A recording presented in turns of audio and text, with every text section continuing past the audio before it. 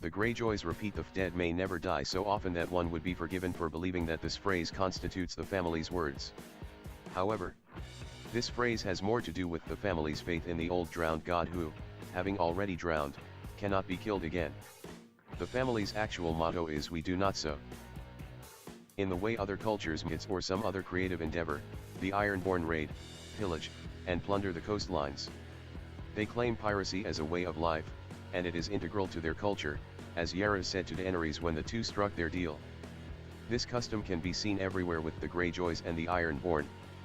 They are obsessed with paying the iron price, the iron referring to violence.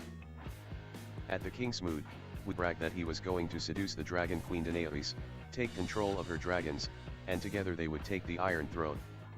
He claims to be in possession of a dragon horn which will supposedly bind the dragons to his will.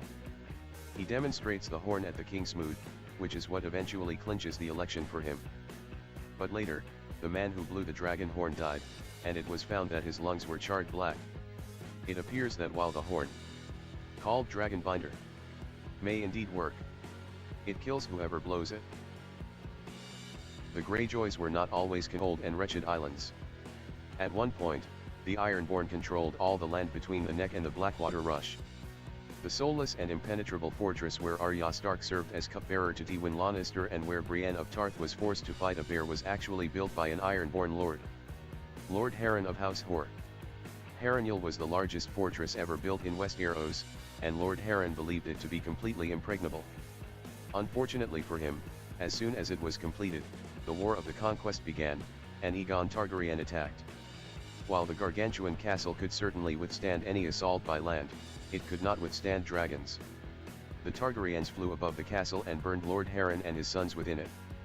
Since then, no lord has ever managed to hold the hall for long, and it is said to be cursed.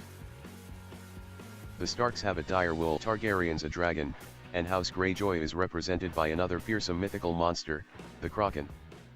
The Kraken is said to be a dragon of the sea, and resembles a giant squid, with the strength to pull down entire ships.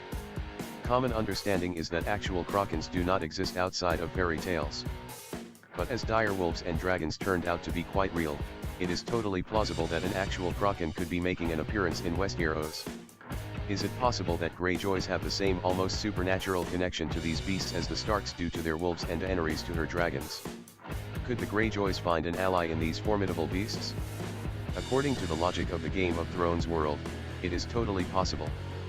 With the exception of a few rumored sightings, there has been no evidence thus far that Krakens actually exist. But should they appear? And should they be somehow mystically connected to the Greyjoys? House Greyjoy just went from minor threat to major player in the Game of Thrones.